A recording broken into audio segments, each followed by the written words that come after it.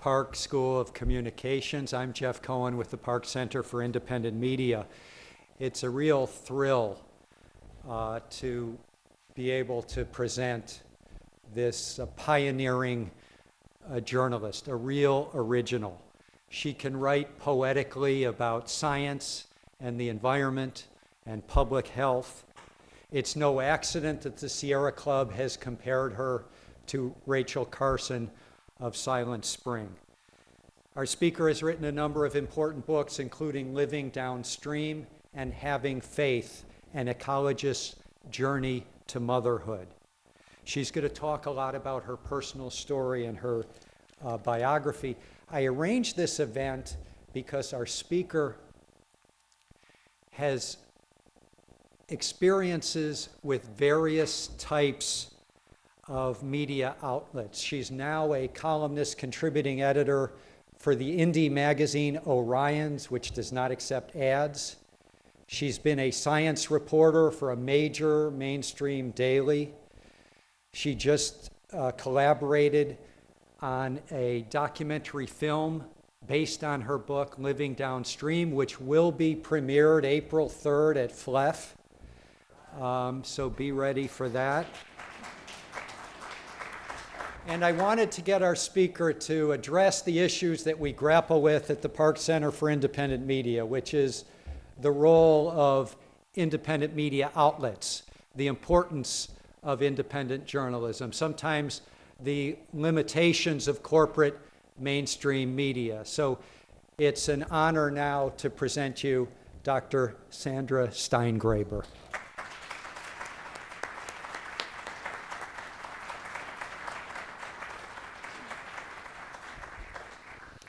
Well, thanks, Jeff, for that warm introduction. A lot of you might know that Jeff Cohen is actually the founder of Fairness and Accuracy in Reporting, FAIR, whose journal Extra was very important to me in the 1980s when I was just getting started as a reporter. So it feels great to offer you a public thanks. I'll begin autobiographically. I am one of those people who never really did decide what to do when she grew up. So I accumulated a lot of degrees in different fields that to a lot of people seem like they don't belong together.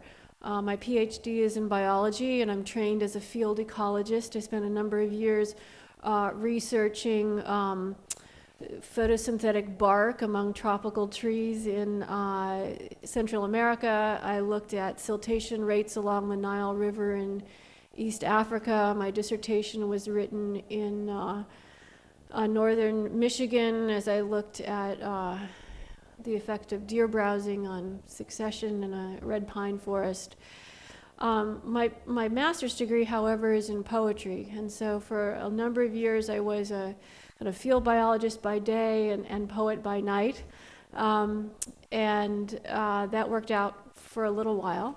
And then I got involved as a reporter when I was in graduate school at the University of Michigan, looking at doing investigative work, actually, looking at the ways in which our university was being used as a kind of by the Pentagon as a research facility. So there was, at the time in the 80s, a lot of classified research being done on things like anthrax and chemical weapons research on campus. And so there was a group of us, student reporters, who were trying to follow the money and follow the research on that. That led to an internship at the Detroit Free Press as a science reporter there. And now I make my living as an author full-time, writing mostly books, but also doing some shorter form pieces for magazines. I'm about to start a weekly essay for the Huffington Post, so that represents my entree into the world of electronic media. And mostly, I cast my net fairly widely, but mostly what I do is write about environmental health. And I also still write poetry, and sometimes bring a lot of the techniques of poetry and deploy them within science writing. So I'll be happy to talk about some of the carpentry of how I put sentences together during the Q&A. I hope to have plenty of time for that. But my appointed task of the evening here is to kind of provide a critique of the media's coverage of the environmental crisis, which is kind of a big topic. So the way I've gone about putting my talk together tonight is to share with you 3 case studies, 2 of which I've written about and know quite a lot about, one of which I'm going to be writing about, and I'm just beginning my research about. So I thought maybe I would share with you some very new and raw ideas for that topic. And those of you who have heard me speak before know that it's my kind of signature style to give a public lecture with analysis and then close by reading a more lyrical passage of something that I've written, usually autobiographical. I'm not going to do that tonight. I'm going to try something new by embedding my commentary with some of the more repertorial kinds of writing that I've done, so that I'm actually sharing with you kind of some of my journalistic style as I go. So we'll see how that works out. And then at the end, I'll share with you the trailer for the film Living Downstream, and warmly invite you to attend the premiere on April 3rd. The filmmaker will be coming from Toronto for that event, so we're both very excited about it. It always gives me great pleasure to thank Ithaca College for providing me such a wonderful home, not only because of amazing events like FLEF, but also because of the wonderful program I'm part of. I'm in the Division of Interdisciplinary and International Studies. That's Tanya Saunders' shop. And I really, in the years I've been here, as a scholar in residence, I've really been allowed to show all my colors. So when I'm working on, like for a couple of years there, I was working really intently on the falling age of puberty in U.S. girls and all the neuroendocrinology of pubertal timing and sexual maturation. A lot of you saw me in the Gannett Library intently poring through some documents there. Had a lot of support from Ithaca College for that, very science-heavy work, and equal enthusiasm for this film project and so forth. So before I came here, I was a kind of a gypsy scholar. I had done postdoctoral research in like women's health policy. I was at Cornell as a cancer researcher. I spent a year as a poet in residence at Illinois Wesleyan, and so I was kind of going back and forth, again, poet for a while, biologist for a while, doing a little journalism on the side, but here I am finally at a place where interdisciplinarianism seems to be a really valued thing. That's really rare, and I'm really proud of Ithaca College for the way it kind of fosters creative thinking of all kinds, and particularly for just giving me a home to do the work that I do, so thanks. All right, well, the first thing I want to say about the media and the environment that the media does do, and public could do a better job of, is to simply be a teacher to people about the environment. The amount of illiteracy about our ecological world is astonishing to me, and I think there are many reasons for it. One of them that's probably the most obvious is the simplest, which is that ecology is always the last chapter of any textbook on science, whether it's in the 5th grade or whether it's biology 101 in college, and you never get there by the end of the semester. So we have this entire citizenry that doesn't know the basics of my field, which is things like biomagnification and the nitrogen cycle and things like that. There's very little currency, public understanding of really basic things.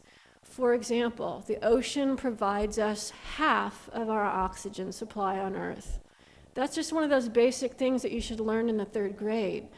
And the reason it's important is because when you have something like melting glaciers and fresh water floats on salt water, essentially you're having lots and lots of death of plankton.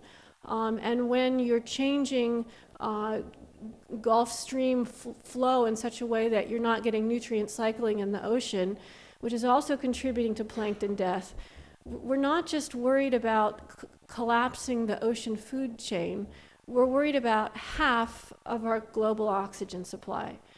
And so those are the kinds of things that should be at the forefront of people's minds when they're thinking about climate change and the solutions thereof, and how, what priority it should receive. But these kind of the basic science of ecology is truly not well understood by the public.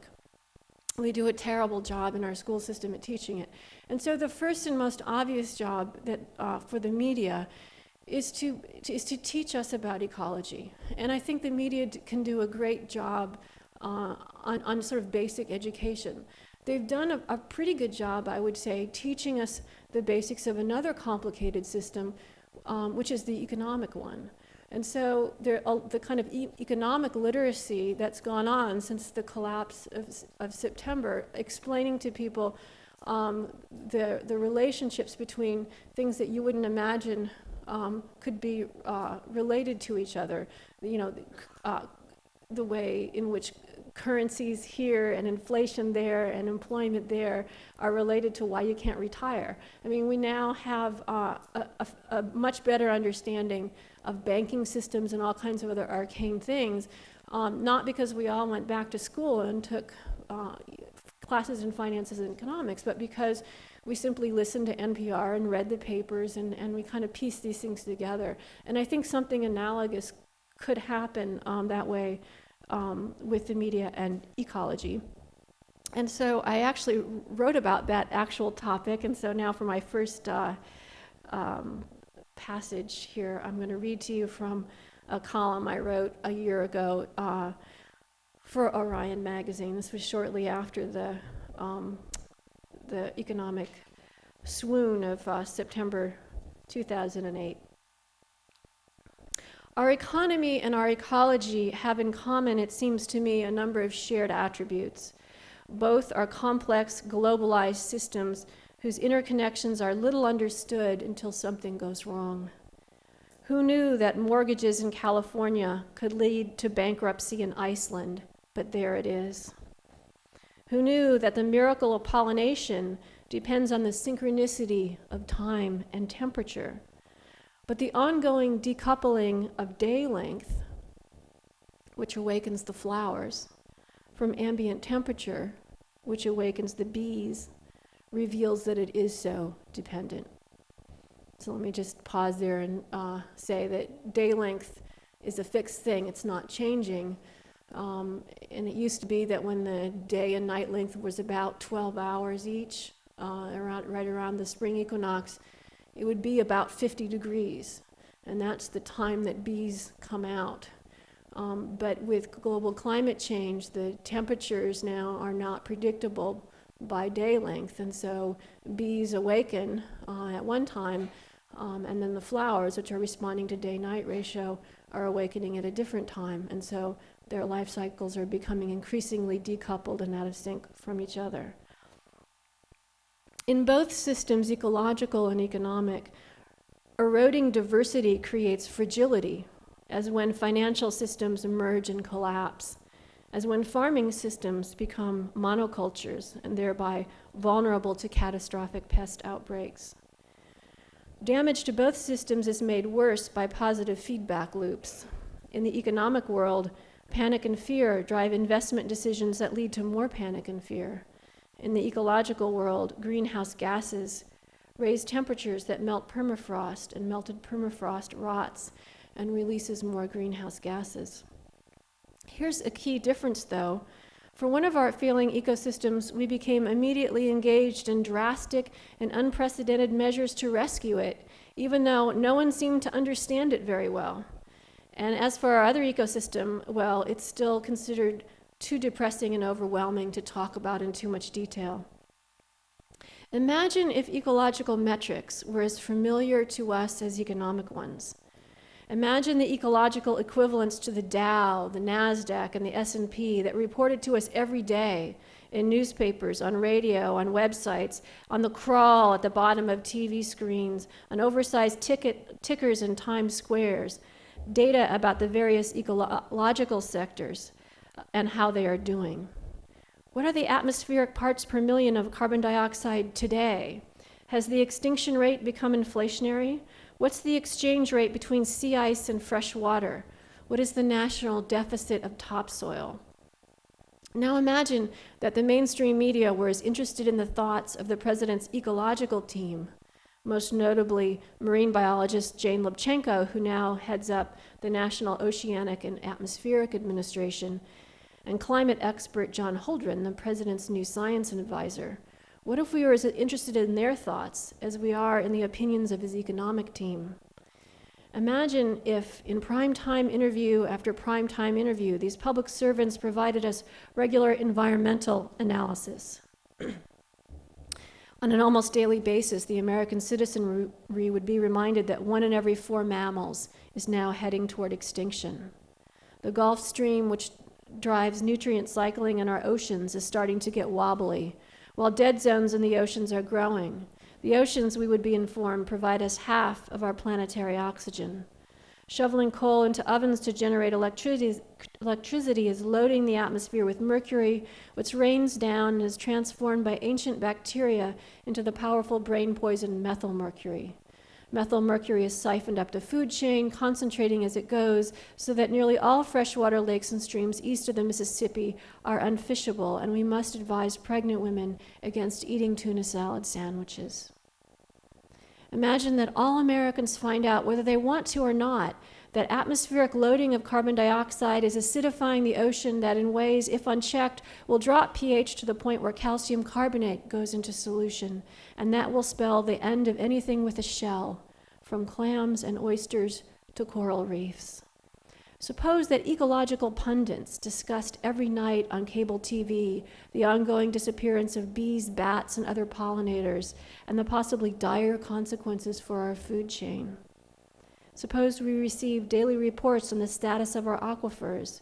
Suppose legislators and citizens both agreed that if we don't take immediate action to bail out our ecological system, something truly terrible will happen. Our ecology will tank. The fact that nothing close to this is happening is the difference between economy and ecology, both of which share an etymology, eco, from the Greek oikos, meaning household. So that's an excerpt from a column in Orion a year ago. So here come my 3 case studies now, and here's the first of them, which is a class of chemicals called endocrine disruptors. These are chemicals that we have discovered over the last 2 decades have the ability to mimic or otherwise interfere with the actions of our hormonal systems. Hormones being the chemical messaging system that is the kind of communications network our bodies use, and it allows for long distance changes to happen, so that if your ovary releases a little estrogen into your bloodstream, that can actually, during puberty, that can actually not only grow a girl's breast, but resculpt the white matter in her brain in ways that change the juvenile brain into a more adult brain, allowing for higher order thought, right? So it actually, your sex hormones don't just create your sex life and trigger those dramatic events of puberty, but you actually grow a whole new brain under the direction of your sex hormones. And so when we talk about people kind of being driven by hormones, we often think that they're not thinking rationally. But in fact, your testosterone and your estrogen reshaped your brain during puberty in ways that allow for abstract thinking, which is why we don't teach calculus to 7-year-olds. You actually have to go through puberty before you understand things like philosophical logic and calculus and other kinds of what we think of as higher order thought. So when chemicals that are hormonally active are in the environment and find their ways into our body, it turns out that at very, very vanishingly small concentrations, they can have these very profound effects, not just on one organ system, but on many, just in the same way that our real hormones not only grow our gonads, but reshape our brains. And so there's multiple effects. We made this discovery in the last 20 or 30 years, and what it implies is that our entire regulatory system should be overhauled. I mean, that's kind of the deduction that anyone looking at the data would have to reach, because we had created this regulatory system under this toxicological presumption that when chemicals are poisonous, they're toxic, and we have to control their use and production. There's a way in the laboratory that we can determine how much exposure causes a problem. Where is that threshold level of exposure where below risk of harm is negligible, but above it might break a chromosome or lead to a tumor or trigger a birth defect or things like that. So a lot of careful scientific study was promulgated to figure out these so-called safe levels of exposure before we understood that a lot of the chemicals we're using in commerce are actually hormonally active. And that discovery leads us to realize that there actually is no safe threshold level below which we don't see an effect, because our hormone systems are actually designed by evolution to have effects at very, very tiny levels, right? So your own sex hormones were able to trigger the very dramatic events of puberty at parts per trillion level.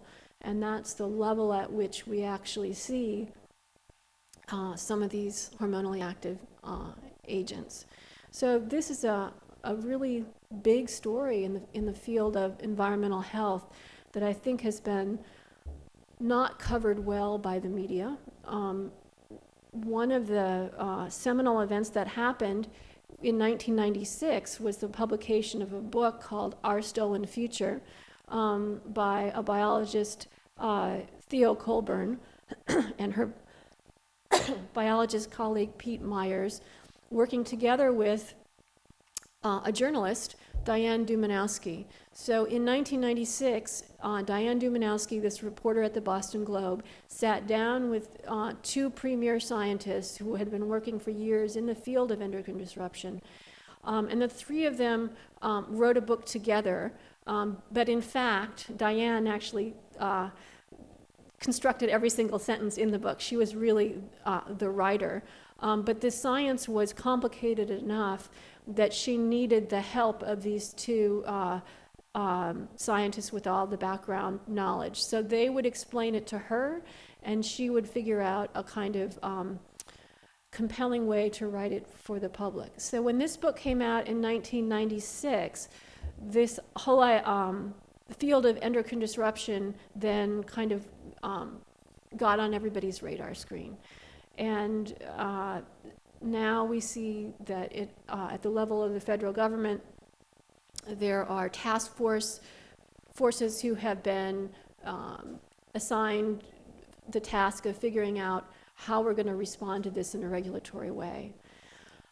In the meantime, across the Atlantic Ocean, the European Union is working much more rapidly on this and has adopted a whole new regulatory approach to toxic chemicals that will take the ability to disrupt the endocrine system into account when deciding whether or not a chemical should be prohibited, freely allowed, or allowed but with lots and lots of restrictions. And so the Europeans are very busy figuring out ways that we can test all these thousands of chemicals that are out there for their ability to mess around with our endocrine system and do so rapidly. So they're pioneering these kind of what are called high throughput assays. You know, think about robots working to test cells growing in culture, whether or not a chemical is hormonally active or not. So they're working much faster on that side of the Atlantic than we are here. So I think that as much as I was impressed when the book came out in 1996 at the ability of a science journalist to work with two scientists to explain to us some fairly complicated endocrinology in ways that was captivating to the public. The lesson for me was that these are not just one-time publishing events. If we want to keep an important environmental issue like endocrine disruption on the collective radar screen, more than just one book has to be published. It has to be followed up by lots and lots of different reporters, not only dealing with the science and the endocrinology of what's going on at the cellular level with these hormone disrupting chemicals, but also to understand the challenge it does pose for our regulatory system, and to write about the toxic reforms that need to happen in response. That is a bunch of complicated stuff, because it requires the reporter who takes that on to not only have to master a lot of complicated science, but also to master the sort of arcane rules and regulations of lots of different federal statutes and environmental law. But I think it's doable. And I think what's happened instead, since the publication of Our Stolen Future, is that instead, what reporters have largely done is taken a lifestyle approach to endocrine disruption. So the stories that have been written have all been mostly been about what kind of toy you should buy your child that doesn't have this particular phthalate or plasticizer or whatever the endocrine disruptor is. And so the stories are mostly feature stories that appear in the feature part of the newspaper, with these sort of consumer tip sidebars next to the story, which encourage shopping this way and buying this and buying that. All right, so that's a form of public education about endocrine disruption, but I actually think that in some cases, or at my worst moments, I think that kind of journalism sometimes is counterproductive, because the message that people are getting is that we have to be our own regulatory agencies, right? That it's up to us to be such good chemical engineers that when we walk into a supermarket or into Toys R Us, or our child comes home with a goodie bag from some birthday party, that we can, we know all the little code names for all the different plastics and every single phthalate and every perfume product and aftershave and conditioner and deodorant and fingernail polish, that we can easily sift out and keep out of our household the products that have these endocrine disrupting chemicals in them. That is a job that no one is capable of doing. And I'm a pretty good organic chemist, but as a mother myself, there's no way that I'm able to vet every single kind of consumer good that comes in and out of my house. And so the message instead that the media needs to bring, I think, is to take off the shoulders of the responsibility off the shoulders of parents about endocrine disrupting chemicals, and put them back onto the government, which is where it belongs. And the problem with letting people know that you can buy this and don't buy that sort of approach to the topic, is that it finally fills people with such a sense of despair that they have to be responsible for it, that they stop listening, they stop reading the stories, because it's just one more thing that they're going to have to worry about and know about, and they'd rather just hear no evil and see no evil, because it's too much for them. So let me go through a little bit of the science of endocrine disruption, some of the new studies that have come out, and then I'm going to quote from a reporter in the New York Times who wrote about this recently. And this, again, is an excerpt from a piece of writing I did. This is a more, for a slightly different crowd. I was asked to write for a collection of articles on endocrine disruption, and for an audience of people in the field of pediatric environmental health. So this is an audience of pediatricians. So it's not kind of sort of general public. When a woman wants to get pregnant and isn't having any luck, she goes to the pharmacy to purchase a home ovulation predictor kit in an attempt to increase the efficacy of her efforts. Does she, as she reaches for the box on the shelf, think about weed control in cornfields? She should. The weed killer atrazine, one of the most common pesticides used in the US that is banned for use in Europe, is known to interfere with a hormone from the pituitary to the ovary that governs ovulation.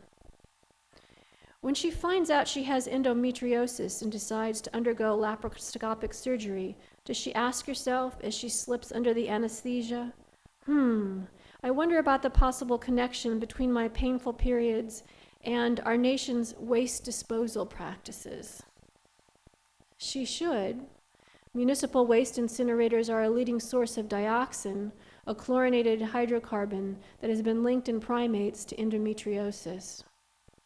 If she does succeed in achieving pregnancy, only to suffer the acute and particular grief of miscarriage, does she call her mother to talk about agriculture? She might. The pesticide methoxychlor disrupts parahormonal messages which govern the implantation of embryos. Does the Right to Life movement discuss methoxychlor and other chemicals known to interfere with hormonal signaling of pregnancies as an issue of fetal sanctity? They should.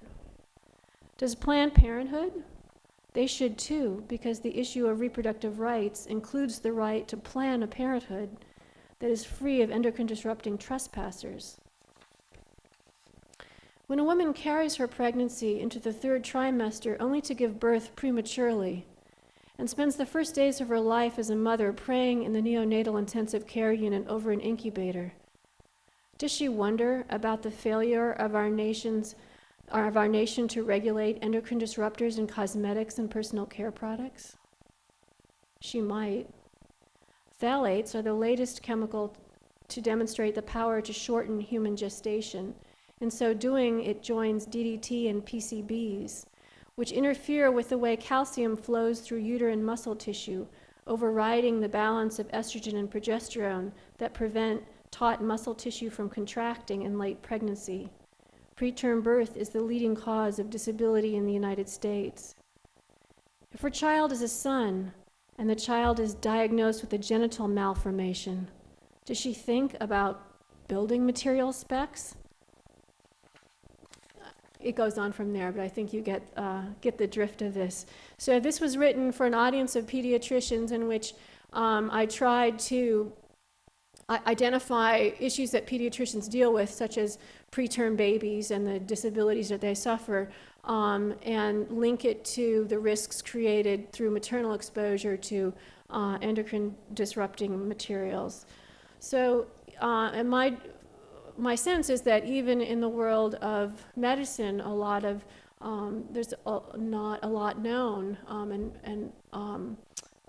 the evidence is not really fully appreciated. Doctors are in silos of their own, and they don't often have time to read around in especially the literature that comes out of the lab bench that hasn't yet been confirmed in human studies.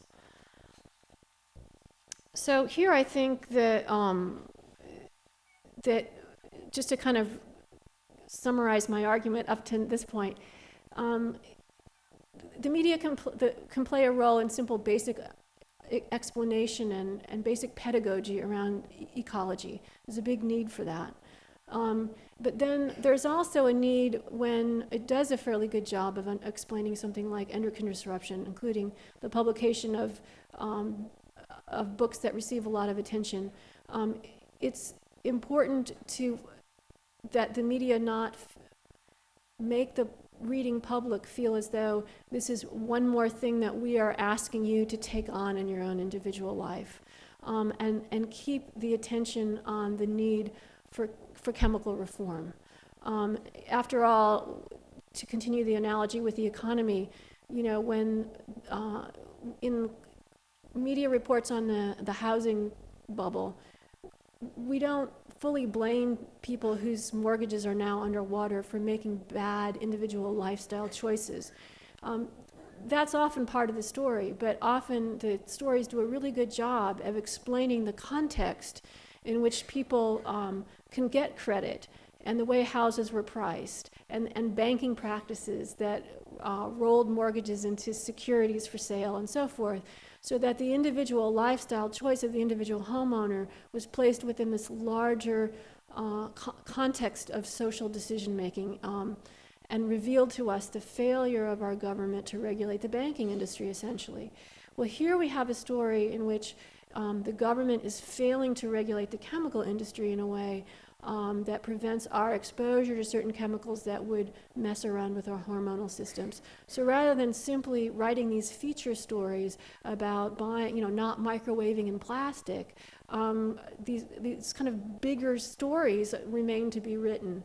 I think there's the fear of combining complicated science with complicated law would be too much for readers.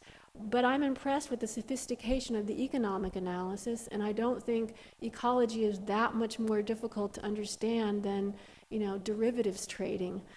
So I think that there's a lot of smart stories that are sort of waiting to be written that we haven't seen yet. So that's endocrine disruption. My second case study is on a topic that we do know about, and is talked about, but it's not understood to be an environmental problem, and that is obesity in children, which there was even an NPR story tonight when I was driving over here that I heard. So let's just lay out the basics for a minute. It is in fact true that child obesity rates have tripled over the course of the last 3 decades. And it's not just that the proportion of kids that are really fat is greater now than it ever has been in human history. It's a shift of body mass index across the board, right? So there's not only more obese kids, but there's many fewer really skinny kids and lots more regular kids, right? The whole bell-shaped curve has shifted. So body mass index has shifted up among all kids. There's just not very many really lean kids out there anymore. And there are racial disparities in these data, so that the fattest kids of all are Hispanic. 44% of Hispanic girls are overweight or obese. Black girls are second, and they're fatter as a group than white girls. We also know that children eat 150 to 200 more calories per day than they did 30 years ago. We know that they exercise less, and that the ability to exercise, because there are no sidewalks, because there's no recess, there's no daily gym class, all this has opportunities for physical activity have gone down over the years. And when I was researching, I wrote about this in a white paper I wrote on the falling age of puberty in girls. The increasing body mass index of children is part of the explanation why pubertal timing is sooner in girls than it used to be. So I spent a lot of time with these historical data sets on body mass in children over the years. And I grew up in Illinois, and I didn't know that Illinois is actually the only state in the nation in which daily gym class is required from kindergarten up through high school. I thought I had to suffer through daily gym class and everybody else in the whole United States, but apparently not, So, so there's states in which kids will have only gym like maybe once a week, and that was sort of eye-opening to me. So I think the journalist Michael Pollan is one of the only journalists who has done a really good job of showing in the ways in which land use and our systems of agriculture are actually driving the trends in childhood obesity. And until Michael Pollan kind of came on the scene and actually started a whole new genre of food journalism, these connections were really not being made. And again, the idea that kids are fatter was seen more as a kind of, the blame was placed on parents, and there was a lot of tisk-tisking and, the kids are just watching video games and so forth. But in fact, thanks to Michael Pollan, we now can see that there are places where, in rural areas as well as urban areas, where there is just a lack of certain kinds of food available, as well as pricing systems which subsidize junk food and make carrots more expensive than Twinkies when they're not even processed, this is driving some of these trends. So I think Michael has done a great job in drawing out the ecological connections to one of the most startling health trends, which is the increasing fatness of children. So I have also been working on writing on this topic. I got interested when I did this white paper on puberty, which is a more technical kind of writing. And in the second edition of Living Downstream, I've written, the first edition didn't contain this kind of analysis, but the second edition does. I guess I should say here that Living Downstream is a book about cancer in the environment that came out in 1997. Because it's been turned into a film now, I've written a second edition that will come out in April. One of the things that I spend a lot of time in the book doing in the second edition, which I really, Michael Pollan, the journalist, really opened the critical space in the culture for me to do this analysis. I wouldn't have been able to do this work had it not been for Michael, which is to take a look at the ways obesity is also driving up the cancer rates, right? And so the American Cancer Society is very clear on this. It fully attributes 1/3 of all human cancers to diet. One of the things we know about obesity is it actually represents a form of insulin dysregulation. And it also throws off a lot of other hormones too, and in ways that I spend a lot of time studying, but I won't go into all the science of unless you're interested, in ways that lead to chronic inflammation. And chronic inflammation, for complicated reasons, is related to cancer risk. And so the increasing obesity across our population all by itself will induce more cancers in years to come, right? And then there are other ways in which fat, which is lipids, is the vehicle by which we carry into our bodies fat-soluble toxicants. And so that's a whole other route by which increasing body mass index can create threats to our health. So here then is a little bit of my writing on obesity, in which I try to connect the dots between obesity, farming practices, and cancer. And again, I'll read it to give you a flavor of my writing. I also do it to point out that I couldn't have written this had Michael Pollan, the journalist, not done his analysis first. Central Illinois is the beginning of a human food chain that ends in meat and snack food. From a systems biology point of view, the landscape of Illinois is a protein production machine. Whether it is sold domestically or exported, almost half of the grain produced in Illinois is sold for export. Most of the corn and soybeans grown in the United States is fed to livestock. Illinois corn and beans are the raw materials for meat, eggs, and dairy. This is not news. Corn and beans were fed to animals when my grandfather farmed here and my great-grandfather before him. The difference is that the animals so fed are no longer on or near the farm. The number of milk cows in Illinois peaked in 1935, eggs in 1955, cattle in 1957, and chickens in 1927. Because of cheap oil and subsidized infrastructure, hogs, cattle, and poultry can now be raised time zones away from the farms that feed them, even in places where not enough rain falls to grow grain. So when we go to the supermarket in central Illinois for hamburgers, cheese, and a dozen eggs, we may be bringing home our own local crops, but only after they have traveled half a continent away to be transformed into animals and then transported half a continent back to us, consuming God knows how many gallons of diesel fuel along the way. Meanwhile, the corn syrup and soy oils from our signature crops find their way into soft drinks and cookies, which are also assembled in distant lands, packaged up and brought back to us with low price tags attached.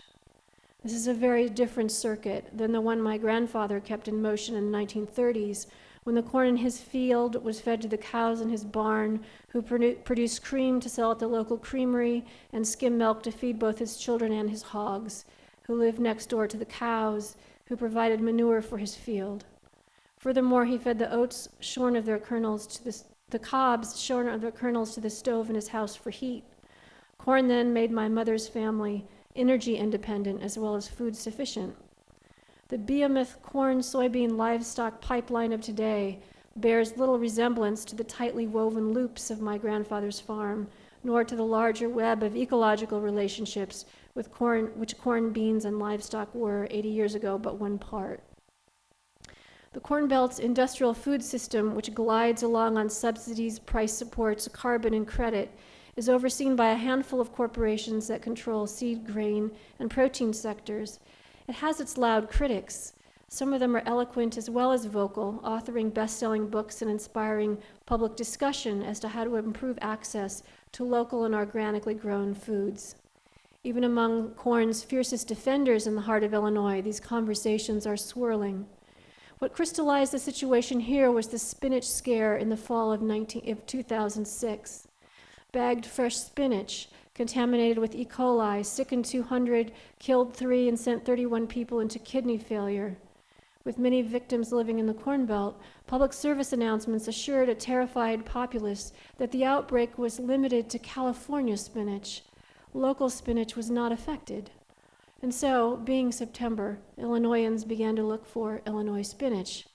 There was essentially none. Indeed, spinach does not appear on the Illinois Farm Bureau's list of the state's specialty crops. Illinois does grow mustard greens, however, 32 acres of them. As Central Illinois food writer Tara Brockman went on to explain gently to the readers of the Chicago Tribune, there is precious little food in farm country. Our state's cultural heritage of food security and self-reliance disappeared years ago, along with the pastures and orchards. Many Chicagoans who imagined that they lived in an agricultural state were surprised by this news. Some rural folks were surprised too. The long-cherished notion that our state's farmers fed the world needed some revision. In fact, it was California growers who fed Illinois.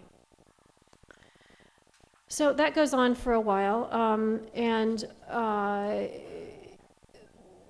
talk more about this journalist, food writer Tara Brockman, who lives downstate Illinois and writes about food and farming, so that when the E. coli scare happened in 2006, and there was a moment, whenever there's a kind of crisis, there's kind of a moment when all the different federal agencies don't have their stories straight yet, and it's always a very interesting time, because on the one hand you had the Department of Public Health encouraging people to buy local spinach, but then the next day the Department of Ag had to come out and say, well, actually, never mind, because we don't grow spinach anymore. And so in that moment of panic and confusion, then there was a role for this food writer, this food journalist, to kind of explain the history of what happened to Illinois. And again, this whole new subgenre of food journalism, which is really pioneered by Michael Pollan, it's something to pay attention to. I think it's really doing. It's making for a much smarter analysis about what's happening with obesity in children and all kinds of things related to food. The idea that we can't really talk about diet only as a lifestyle choice, only as shopping. A diet is also our place in the food chain on this planet. A diet is also determined by price structures, by farming practices, and by land use. And so that has to be part of the discussion about what's on the dinner table. All right, so my last topic for the evening is gas drilling in the Marcellus Shield. And this is the topic that I'm about to write on that I haven't written about yet. So this is the kind of very raw part of the evening. Happily, I know there's some leaders from ShaleShock here in the audience, and so during the Q&A, the first thing that's going to happen is that I'm going to give 90 seconds to ShaleShock to let you know what they're up to. And here's my overview of the gas drilling issue. attempt to come into New York State and create an infrastructure that would allow the natural gas trapped inside tiny pores of shale 8,000 feet below the ground and turn and get it above ground and into a pipeline and for sale as natural gas. The groundwork for this was laid years and years ago. And there hasn't been very much public knowledge that this was going on until very recently. And so journalists have had to do lots of catch up to figure out not only the geology of what's going on, but also the language of the laws that are allowing it to happen and the economics of it. And so there are a lot of really complicated parts to the story. It has a lot of moving parts. Moreover, it's not a story in which a big corporation like an ethanol plant or an incinerator developer comes into the community and wants to site something here where most of the profits will go to the company and most of the people around the site are going to pay the costs in terms of health risks. In this case, because of land leases, we call it natural gas when we want to make it sound like it's a clean form of energy, and we call it methane when we're talking about its contribution to the greenhouse global warming problem. But it's the same thing, right? And so there are a lot of different things about that I want to I want to bring some basic imagery to what otherwise is an invisible story, because the landscape, the literal landscape of where this is happening is so far under the ground that basically it's these decisions are being made on the basis of computer models. So I literally brought with me my notes for the story so far. So I'm just going to tell you the things that have kind of captivated my imagination about this story. One is the idea that that New York could become the new Texas, and that the thicker and deeper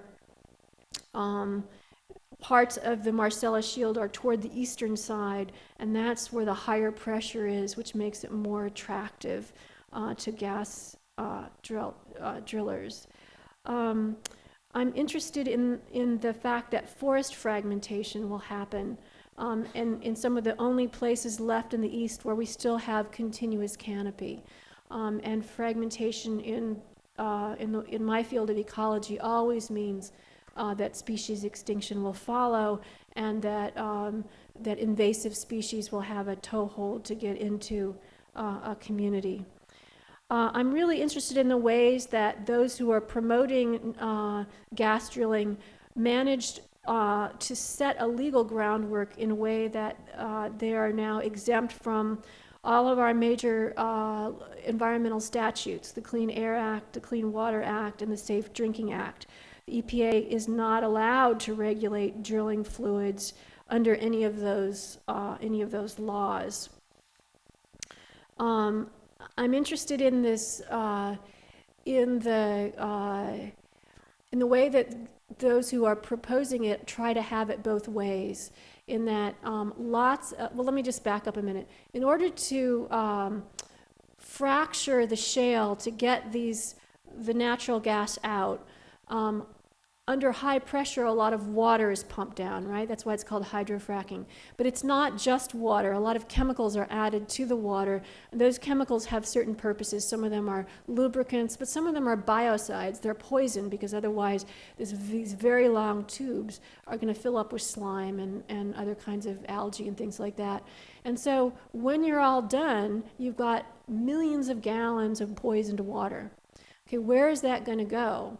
Well, landowners don't want to hear that it's going to stay in the ground, because vertical cracks and fractures within the bedrock might mean that some of the volatile compounds, such as benzene, will work its way up to the surface or into drinking water wells, right?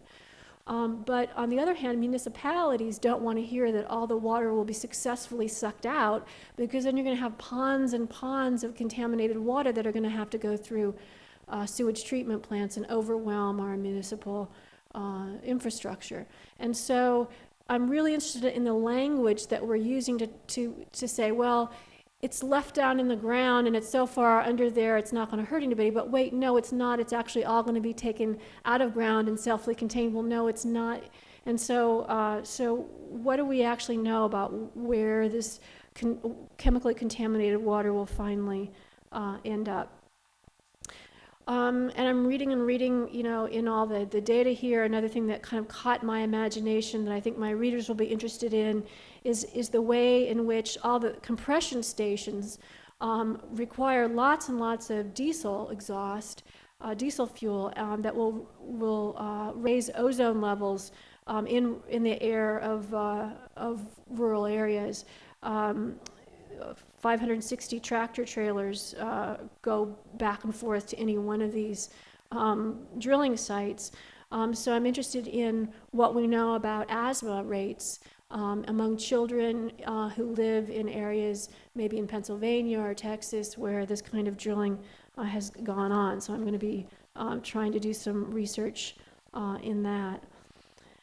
And then I'm interested in things like this idea of the split estate, about how you own or don't own your own mineral rights. I'm interested in the fact that at the rally in Albany last week, where opponents of fracking and proponents were both gathered, there were people carrying signs that said, "My land, my gas."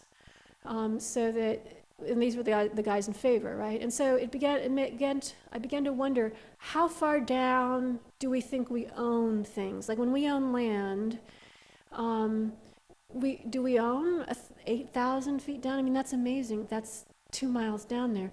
So that's your gas, okay? So do we, you know, can we say my land, my magma core? You know, I mean, do we own all the, how far down do we feel like we have ownership, you know? That just kind of got me thinking about that. So that's it. I mean, that's where I am at with this stage. So I've kind of I've never done this before, but I thought I'd throw out the how an environmental writer who wants to write in a kind of reportorial, journalistic way, this is kind of a feature-y story, how I begin a story. And I do a lot of the biological and scientific research first, and certain things kind of capture my imagination, and I find myself thinking about those things. And I trust that the things that really I can't quite get out of my mind, or certain phrases or language, would also be what my readers are interested in. So I kind of allow my own curiosity to lead me into the story. And so my next step is going to be to read a lot of basic geology about the geological formations here in Tompkins County, so I can get better at describing the subterranean landscape and making it visible to my readers. My feeling is if we can see it, we'll be more invested in trying to protect it. It's hard to feel warm and fuzzy and protective about something that's 8,000 feet below your feet unless we have some visual pictures of what that would look like. And since we can't take a film crew down there, it's the job of us writers who work in sentences to kind of use language to create the visual picture. All right, so now I get to introduce to you the film, and I'm going to read just briefly an essay I just finished this morning. I guess this is my night for trotting out really brand new stuff. This is an essay I wrote that will go into the promotional material that will be packaged with the DVD, right? So when this comes out as a DVD, you know how you have, if it's music, you have the sort of liner notes and the descriptions. And so the filmmaker kind of commissioned me to write 1,000 words of an essay that will accompany the film. And so what I tried to do was echo themes that are in the film and without competing with it. So the film is, like the book, is kind of two stories in one. On the one hand, it summarizes what we know about the links between cancer and the environment. So environmental contaminants on the one hand, rising rates of cancer on the other. What do we know about how those two things are related? I do that in the book. Shanda does that in the film. And then the other half of the book is a love story, really, about me as a cancer survivor and my hometown, which has a cancer cluster in it. I'm one data point in that cluster. I still love my hometown. So it's about this place, and the film crew and I spent a lot of time traveling around in my hometown, down to some of the sites where I hung out as a teenager and so forth. And we went to my cousin's farm and so forth. And so one of the things that we couldn't do in the film, of course, was go back in time, which writers can do. That's the one way that writing works better than film, I guess, is that I can go back in time and write about myself as a 20-year-old cancer patient. For the film, what we did instead was I took Shanda, the director, and the film crew with me into Cayuga Medical Center for one of my cancer checkups. And that was a really funny experience, actually, because here was this room in which I have a procedure called a cystoscope, which involves a laser scope going up inside my bladder. I'm in stirrups, when this happens. And I've always undergone, and then the inside of my bladder is projected on this large screen television. And I've always gone into this room and undergone this procedure, which is it sounds ghastly. It's not terribly painful. It's not pleasant either, but mostly it's the anxiety of wondering what they're going to find, right? Because bladder cancer of all human cancers is the one that's most likely to recur. So I'll be I get this kind of medical surveillance every few months. I'm now 50. I've had it since I was 20. It's just like part of my life forever. And I've always done this by myself. I probably had like 100 of these things, right? So you put on the blue backless gown, you go into the procedure room. But when I brought a film crew with me, it kind of changed everything because, first of all, we went into the room before the procedure so, we could figure out the lighting angles and all this. And it was the only time I've ever been in the room with my clothes on before. And it all of a sudden looked much different. It wasn't like a chamber, it was just like this dinky little cinder block room, and it cracked me up. Lucky socks, right? And that's it. You'll see the socks in the trailer, but the explanation I don't think is in this clip. But you'll in the regular film you hear me explaining the lucky socks thing. So, but what I chose to write for the DVD, this essay, I decided I would go back in time to the moment of my diagnosis, which is not in the film, but I thought maybe the two would complement each other. So here it is, just turned it in this morning, and it hasn't been copy edited yet. Vows of marriage, oaths of citizenship, a jury's verdict, the conferral of an academic degree. Words with the power to change our identities are usually spoken in public places. But the authoritative pronouncement of a cancer diagnosis is almost always delivered within private conversation that takes place unwitnessed, but behind the closed door of a doctor's office, or on the phone, or most unceremoniously of all, in a hospital room where, on the other side of a partitioning curtain, a television blares, a roommate is served lunch, the cleaning staff arrives with their mops. Cancer checkups, too, are private affairs. Consider a cancer patient's most secretive medical experience, the sonogram. In an unlit room, an ultrasound technician holds your body in an embrace. She tilts you forward and then back, groping, probing, pressing, dancing with you in the darkness as the interior landscape of yourself appears on the screen of her monitor. But she is disallowed to speak with you about what she sees there. For these words, you must await the radiologist's report. At the age of 20, while lying on a hospital bed in my own hometown, I was diagnosed with bladder cancer. Before my physician shared with me the results from the pathology lab, he asked my visitors, who were missing the first day of college classes for the road trip here, to step out. Then came the pulled curtain. A few minutes later, he left, and I heard him tell my friends in the hallway, not unkindly, that they could go back in. And they did, although whatever we said to each other in the moments that followed, I don't recall. When we finally murmured our goodbyes, they tiptoed out of the room, as though the hushed behavior we used in the library study lounge what was required now that I had cancer. I watched them from the 4th floor window cross the parking lot and drive away. I watched the road construction, the goings-on at the church across the street, the mallard drakes splashing in the lagoon in the park beyond the church.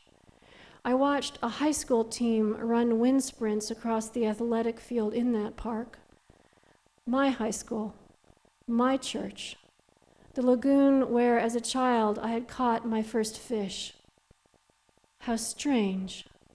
The familiar world full of jackhammers, ducks, and Bible study was rolling its regular programming as if nothing extraordinary had just happened, as if a huge cane had not just pulled me off stage, as if I had not just been culled from my own life.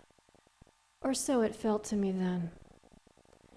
Perhaps because the rituals of being a cancer patient are so far removed from public life, we sometimes presume that its causes are likewise located in an interior, intimate place, within our private behaviors, or within our genes themselves, which we have inherited, like so many place settings of China, from our personal ancestors.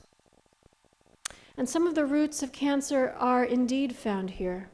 But cancer has a public dimension too. Our genes reside within cells, and cells reside within living bodies that in turn reside within particular environments. And as we breathe, bathe, eat, drink, walk the dog, and drive to work, our environment, with its carbon cycles and rivers, pollination systems and aquifers, industries and farms, geologies and jet streams, our environment comes to reside inside us. Mounting evidence suggests that exposure to chemical contaminants within our shared environment are playing a more significant role in the burden of human cancer than previously appreciated. Some of these chemicals can damage our genes directly or silence their expression. Some interfere with a network of hormonal signals that serve as the body's communication system. Some alter developmental pathways during infancy and childhood in ways that in later life may predispose us to tumor formation. Altogether, the new science is mounting a challenge to the old ways we regulate production, use, and disposal of inherently toxic substances. Heretofore, these regulations have failed to consider the cumulative impact of multiple exposures to multiple chemicals over a lifetime. The public story of cancer is a hopeful one for 2 reasons. First, it shows us where we can begin a meaningful program of cancer prevention. As such, it is an antidote to fatalism. It is true that cancer rates among U.S. children have risen sharply over the past half-century, and that cancer is now the #1 killer of middle-aged adults. But it is also true that lung cancer rates are beginning to fall.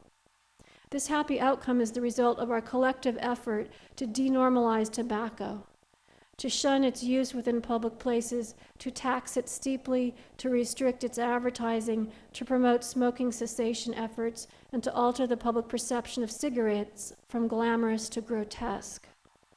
Ever-rising cancer rates are not the inevitable price of modern life. The story of tobacco shows us that when an exposure to an environmental carcinogen is eliminated, lives are saved. It is a story that can be replicated.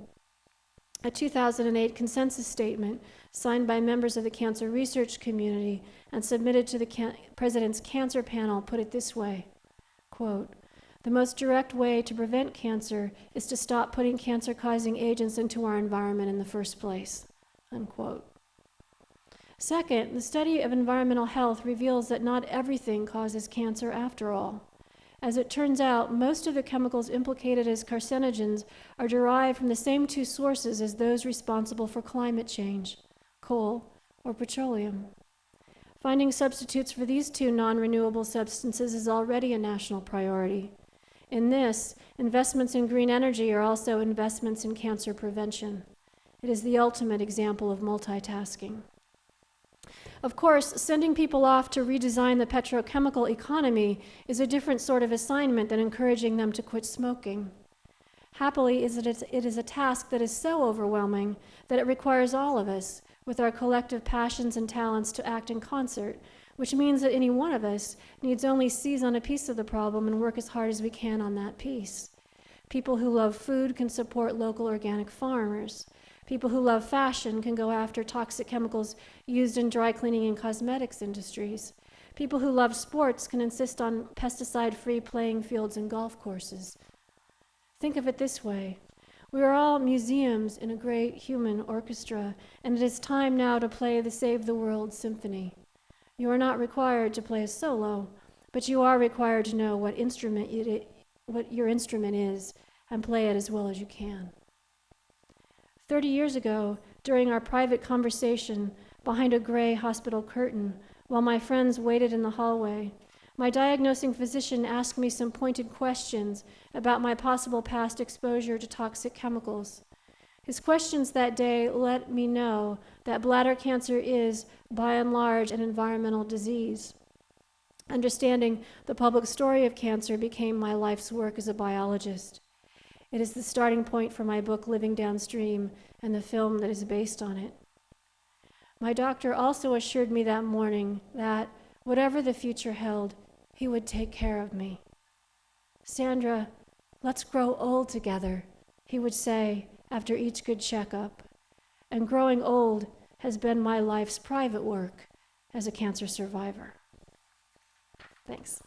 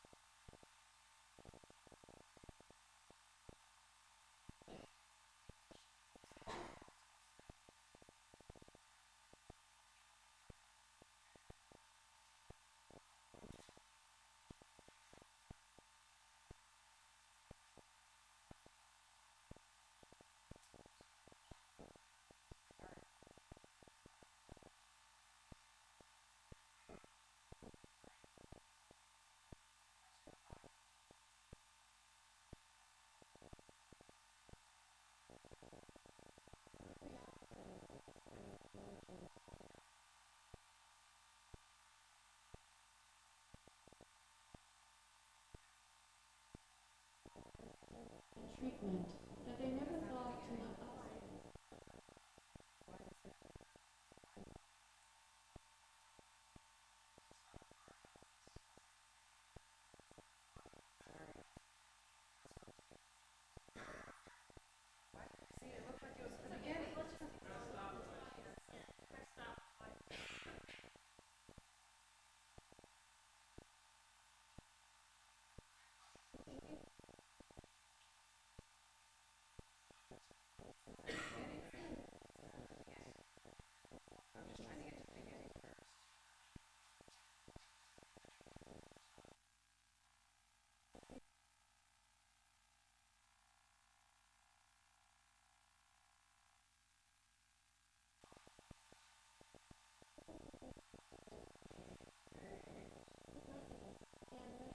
Increasing numbers of transit people caught in the river's swift current.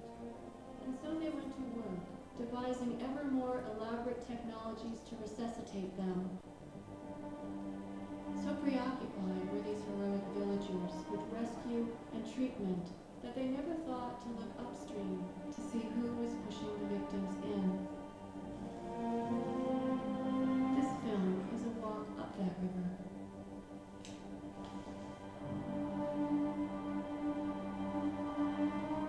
Dr. Sandra Steingraber is an internationally recognized expert on the environmental links to cancer. A cancer diagnosis is the beginning of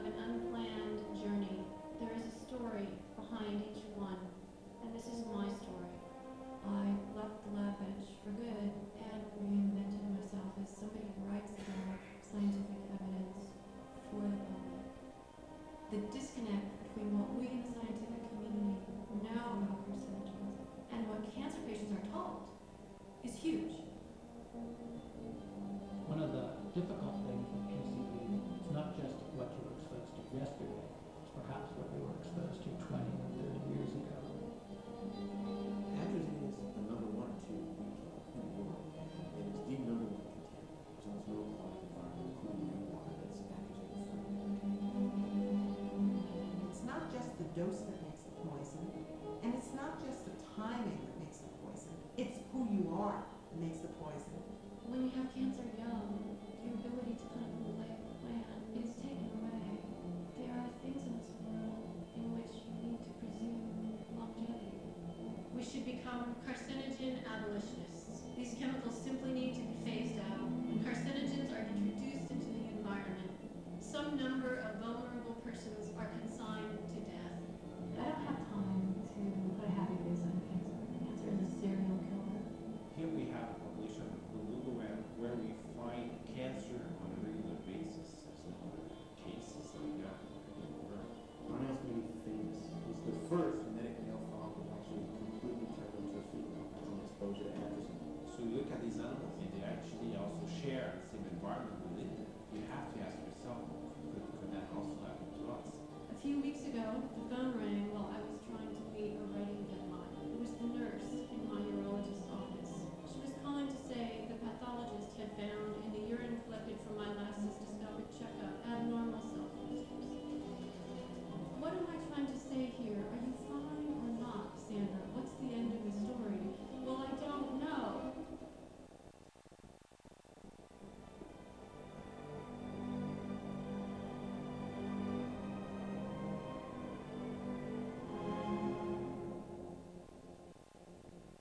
I believe our grandchildren will look back on us now and marvel that our economy was once dependent on chemicals that were killing the planet and killing ourselves, and they will think of it as unthinkable. An environmental human rights movement is the vision under which I labor and which may, if we all work together in concert, become a self-fulfilling prophecy. May it be so.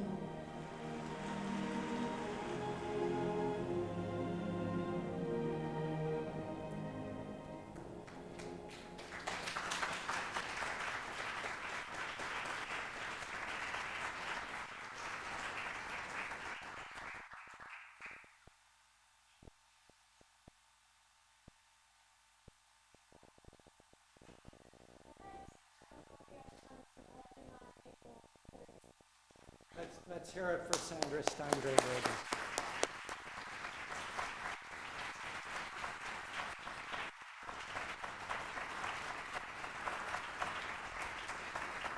I want to turn the floor back to her and the dialogue begin. I just want to tell you that I was outside a few hours ago in one of the staff parking lots, and I saw a car with a few bumper stickers, and one of the bumper stickers was a peace sticker I've seen before. Another one was stop factory farming.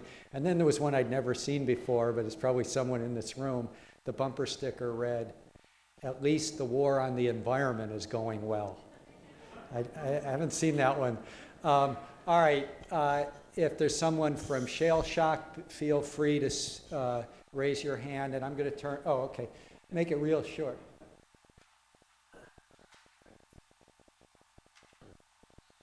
So first, I just want to thank Sandra for an amazing talk. That was, having watched the media for the last year or more on the Marcellus Shell issue, it's really nice to know that she's going to be writing it now, so I'm glad for that.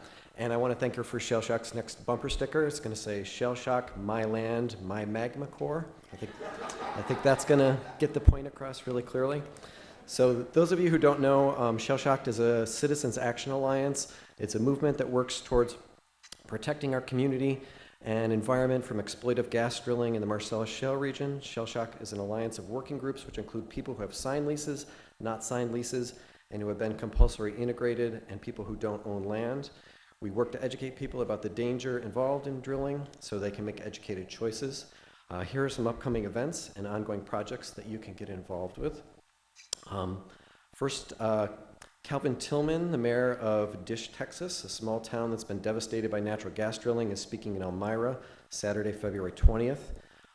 Natural gas drilling with unnatural consequences, the health risks of gas drilling, is Tuesday, February 23rd at TC3. And on March 3rd, at the Women's Community Building, Sustainable Tompkins is having an event called the Marcellus Challenge, where they'll have local energy experts teaching you how to reduce your energy footprint. Disposal wells and wastewater treatment plants are being planned and will be proposed all over New York State. Right now, disposal wells are proposed for Van Etten, just south of here, and in Pulteney above Keuka Lake. And there's also a wastewater treatment plant proposed for Owego. So those are things that citizens need to be aware of and fight. The Onondaga County legislature just voted to prohibit hydrofracking on county property. We could urge our legislature to do the same. CELDEF, the Community Environmental Legal Defense Fund in Pennsylvania, has been helping communities write local ordinances to battle corporate influence in towns related to toxic sludge spreading, and they're getting involved in the gas drilling issue, helping communities to write local ordinances related to gas drilling. As a community, we need to figure out together what we're going to say yes to. If we are going to say no to gas, oil, nuclear, and coal, then we need to start very loudly saying yes to something else: renewable energy, sustainable agriculture, the Transition Town Initiative, the Listening Project, Tompkins County Relocalization Project. These are projects that need your support. If you want to learn more about those, we have a table outside where we have DVDs from Theo Coburn, who Sandra talked about. It's called What You Need to Know About Natural Gas Drilling. We have copies out there. We have more information about ShaleShock. Our next meeting is Wednesday the 17th at 6 at Autumn Leaves down on the Commons. Please join us. And our website is shaleshock.org. Lots of information there. Thank you.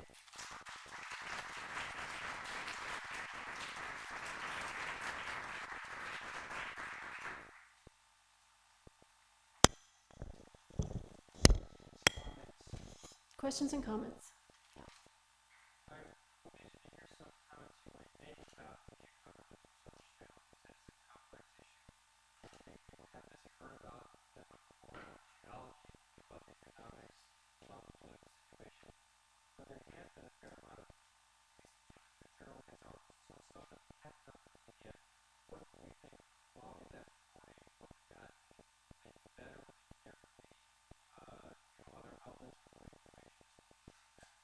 It's a good question. I think the Ithaca Journal has gotten better, and I think there's been a lot of catch-up.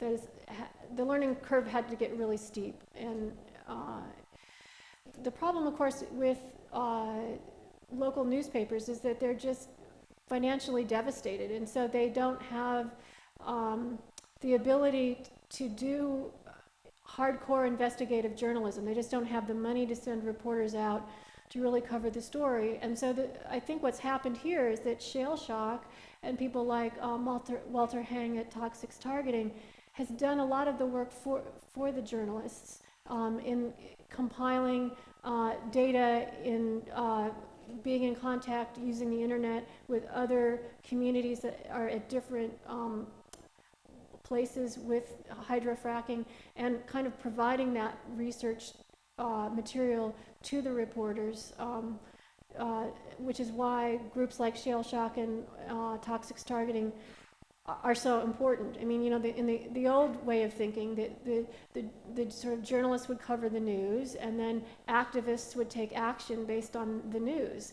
But in this case, there's a more reciprocal relationship, in where citizen activists are being their own investigators, and then going to the media with the news, and in some cases the media kind of retail it, and it works the other way too. So the press releases that the gas companies and other corporations provide also get retailed. That being said, and given that the Ithaca Journal has laid off a lot of their staff and kind of have a skeleton crew, I give them a lot of credit for what they're doing. I think they recognize that this is kind of one of the big environmental issues of our time, and they're trying to give it as much coverage as they can manage. In the back.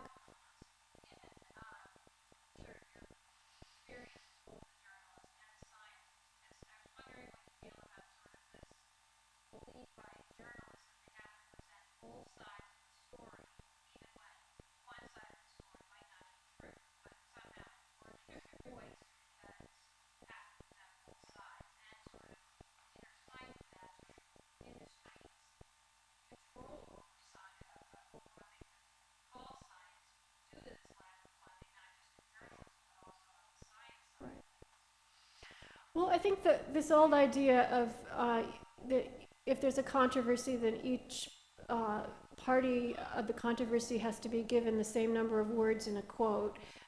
That's kind of gone now. And the Society for Environmental Journalists, of which I'm a member, has had long debates about this. And I think the new thinking is that that's not what balance really is. And so I think there's a lot more sophistication now than there used to be, and a lot more willingness to kind of call a spade a spade. And a lot of that realization that they couldn't do that kind of reporting anymore came with the realization that people were clearly lying about global climate change. There's a lot of disingenuousness out there, and that just because 2 or 3 remaining people with PhDs claim that there's no such thing as global climate change doesn't mean that they should get equal coverage. And the differences in the way the European press was reporting climate change, when they weren't bothering with the kind of the climate change deniers at all anymore, and the U.S. still was kind of felt like they had to include them in the debate much longer. I think there were lessons learned there. So I think environmental journalism has gotten more sophisticated.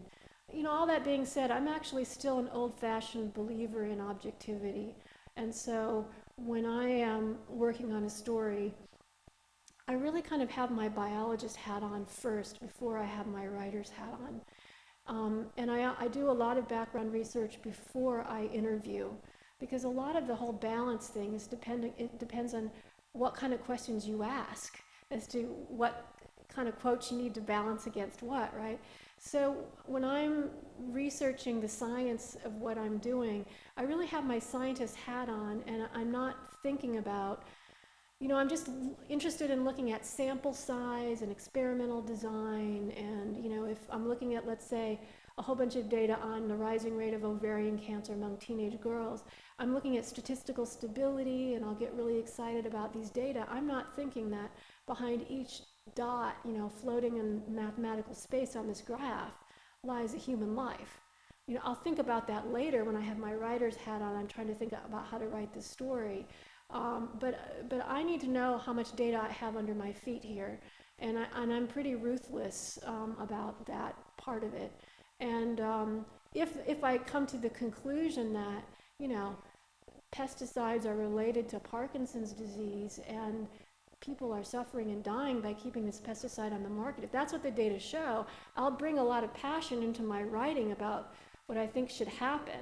So I'm known as a kind of partisan writer, but when I'm actually doing the data analysis, I'm not thinking along those ways. I'm not paying attention to who had their hand up first. Go ahead. Yeah.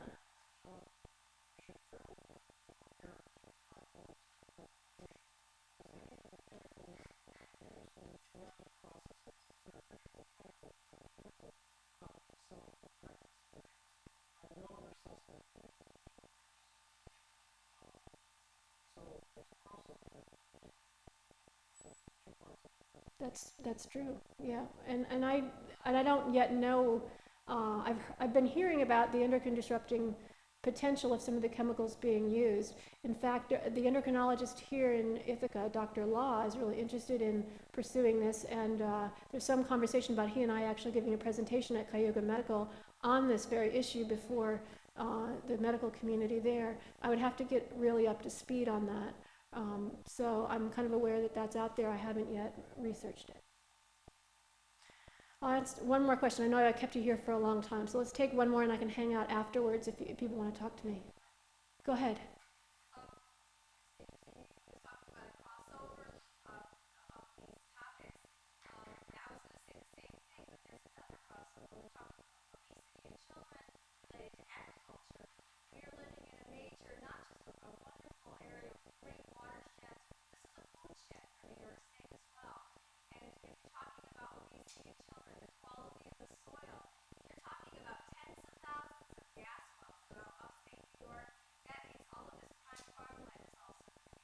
The industrialization of the land is certainly part of the story. And I know one of the really smart people in New York about this issue is himself a farmer, Wes Gillingham, who's head of Catskill Mountain Keepers, who is probably one of the leading voices in New York State opposed to gas drilling, is himself an organic farmer.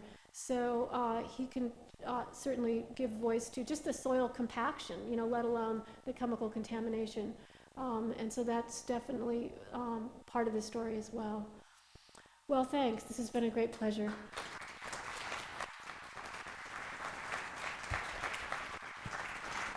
Before you leave, I just want to tell you about other programs that we have lined up. We're bringing on March 2nd Farai Chidea, a public radio host. She hosted the program that was aimed at African Americans on NPR until they ended that program. She'll be here on Tuesday, March 2nd. On March 4th, we've got Josh Silver, who's the executive director of Free Press, the National Media Reform Group, and he will be speaking alongside Laura Flanders, who is the host of Grit TV with Laura Flanders. Pardon me? March 11th? That's March 11th. And then the first Wednesday in April, we have Naomi Klein, the author of Shock Doctrine. And then somewhere around that time, we're going to give away the second annual Izzy Award. And that's going to be exciting. Trust me, we haven't announced the winner or winners yet. I wanted to say one thing about atrazine, which is an endocrine disruptor. And we've been told that in Europe, with the same data that the United States government has, they banned this weed killer. In our country, it's ubiquitous. I can only conclude that not only are the governments different in Europe to the United States, but the media are very different in Europe and the United States, because I know a lot more about Michael Jackson's doctor's lawyer than I do about atrazine.